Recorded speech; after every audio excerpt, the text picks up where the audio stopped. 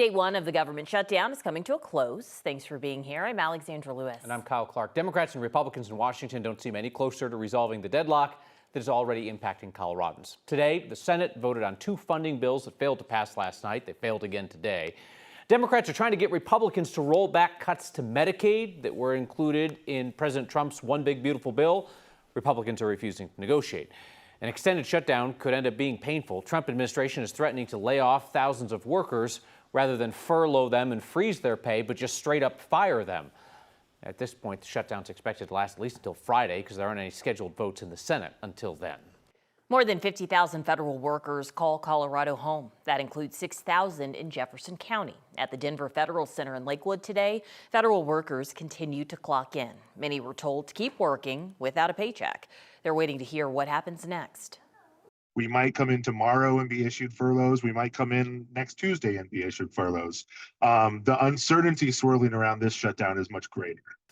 Most federal workers will go without pay during the shutdown, but will receive back pay when it ends.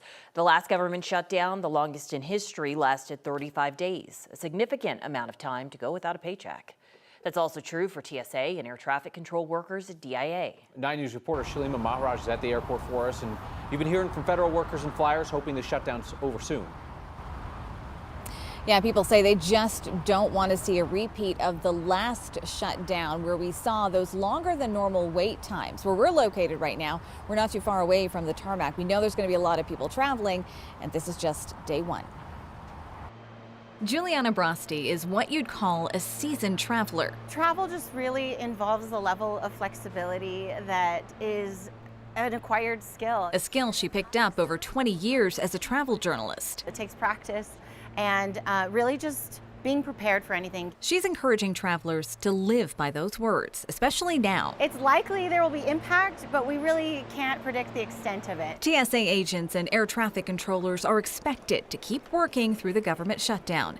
They won't be paid until the shutdown is over. During the last government shutdown in 2019, TSA reported a national absence rate of 7.6%, more than double the number of sick calls compared to the year before. Hopefully we don't have major interruptions like last time. Denver International Airport says they can't guarantee that TSA and FAA staffing won't be affected.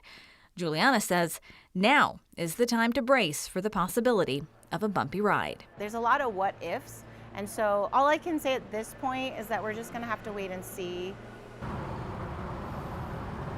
Now, we've of course reported on the shortage of air traffic controllers in this country before, and the union representing those workers did publish a message to their website encouraging their workers to continue working through the shutdown. Live near DIA, Shalima Maharaj, 9 News. State leaders say they're working to make sure the food assistance programs stay funded during the federal government shutdown. Thousands of Coloradans rely on WIC, Women, Infants, and Children, and the Supplemental Nutrition Assistance Program, SNAP food benefits. Today, the state announced that they've put up money that they hope to eventually get back from the federal government to keep WIC funded for another month. SNAP benefits are already taken care of for October, but if the shutdown extends into November, both could be at risk of delay or disruption. Right now, people who run food banks in the state say that they're just working to keep folks calm. I think our immediate concern is the perception that and the harm that people will feel because they will think that they aren't going to have enough food, right? So that's that scarcity mindset of people panicking because they're thinking they're not going to know how to put food on the table for their children. Timing the shutdown is also difficult because food banks say they traditionally see an increase in demand from about now through December. National parks remain open during the shutdown, just without most of the staff. At Rocky Mountain National Park, most of the visitor centers are closed, but people can still get into the park. Their official nonprofit partner, Rocky Mountain Conservancy, says operations may look similar to the last government shutdown that happened back in 2018. Limited trash removal, limited bathroom cleanup. We would ask folks to please pack in and pack out their trash, limited emergency services response. National Park Service couldn't say how many people are furloughed at Rocky Mountain National Park, but the Rocky Mountain Conservancy says a large portion of staff were impacted. We'll keep following developments out of Washington as the shutdown drags on and how it impacts us here in Colorado. You can stay up to date by signing up for push alerts on our free 9 News app. Nice night along the Front Range, and the warmer than normal temperatures are going to stick around for a little while. Kathy's along now with the forecast. Hey, Kathy. It's a great way to start the month of October, a volatile month where we can have anywhere from 90-degree temperatures to full-on blizzards. So when we have temperatures, a string of days in the 70s and 80s, you just got to grab on each and every one of those and enjoy, because a couple weeks, this time next month, it could be a whole different story around here. Meantime, it's beautiful in the Colorado High Country. Pictures coming in from Grand Lake showing the beautiful color. Thank you, Judy Knight, for that. These pictures in from Breckenridge. You've still got time for the photography opportunities of the changing leaves in the High Country. Temperatures have cooled back to 68 in Denver, now 56, actually now 55 in Steamboat, 57 in Eagle. The numbers coming down a little bit with clear skies. The wind hasn't been a big factor today, which is always nice to say and nice to hear. We are tracking a storm system offshore from the Pacific Northwest. This is the weekend weather maker that may bring a light dusting of snow to the higher peaks and then a cooler temperature trend for Denver, along with a chance for a rain shower. But we're mild and dry tonight with overnight lows in the 50s, and we are warmer tomorrow. Temperatures in the 80s heading into the weekend. So we're going to break down the timing and impact of that weekend storm coming up. The family of a man who died at a low-security federal prison in Jefferson County is demanding answers after learning he was killed. 9 News reporter Ria Jaws along now after speaking with that man's mother. Ria? Yeah, the Bureau of Prisons initially said that the man at FCI Englewood was found unresponsive. His mother later found from the coroner that the information was very different. She now wants to know why she's not getting more information and what she's not knowing right now. From behind bars, phone calls become lifelines. He would call me 3 times a day. Maurizio Thornwall's mom He'd say, "Hey mom, what's up, dog?" says he always found a way to call her. They get 15 minutes in there, so he would stand in line half hour to an hour just to get to call me again. Maurizio was being held at FCI Englewood, waiting to be sentenced next month on a federal weapons charge. He was getting ready to turn 30. His mom, Consuelo Garcia, is now holding on to every word of their last phone call. I get a call at work to tell me the chaplain says, "Sorry to let you know, but your son has passed." I was supposed to go visit him that Saturday, and I hadn't seen him in a long time. She never saw her son that day. No explanation. And then I read in the media that they just found him unresponsive. And to find out he was actually murdered.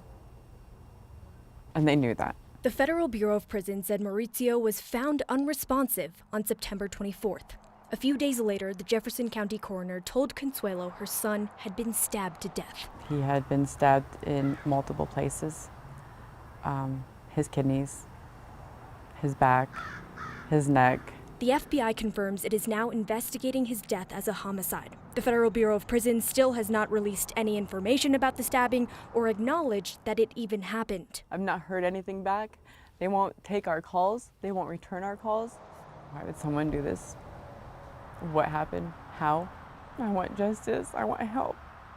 I want answers. I'm lost. The FBI hasn't shared any information on whether they have a suspect or not. I've asked the Bureau of Prisons multiple times for information, but they won't confirm the stabbing or how the attack happened inside a federal facility. Ria Jha, 9 News.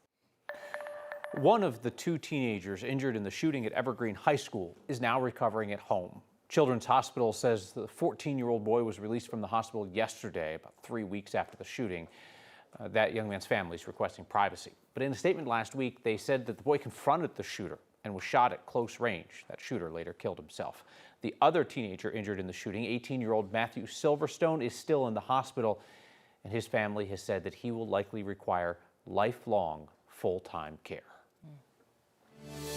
No one is hurt after a stray bullet hit a school in Highlands Ranch today. The Douglas County Sheriff's Office says it struck Ranch View Middle School about 11:15 this morning. Deputies say someone who lives near the school accidentally fired a gun thinking it wasn't loaded. It was. The bullet went through the window of their home, then into a door at the school. Again, nobody was hurt. The Sheriff's Office says criminal charges are pending. 6 of the 24 bodies improperly stored at a funeral home in Pueblo have now been identified. Investigators are asking the public for patience as they work to identify the others. Inspectors discovered the bodies in August in a hidden room at Davis Mortuary. It's co-owned by the now former Pueblo County coroner Brian Cotter, Republican. He stepped down days after the discovery. Investigators now say all of the bodies appear to have been at that mortuary for more than a decade. They're people who died between 2010 and 2012, and they were never cremated as promised. The district attorney's office says they hope to identify the remaining bodies before they bring any charges. They warn it could take months, said they need to present the strongest case possible. I know the community is outraged and feels betrayed, and despite wanting swift justice, the legal process is slow. CBI has repeatedly said that they do not believe that the Cotters, the former coroner and his brother, the mortuary home owners, are a flight risk. They say the brothers have lawyered up and they're not talking, as is their right.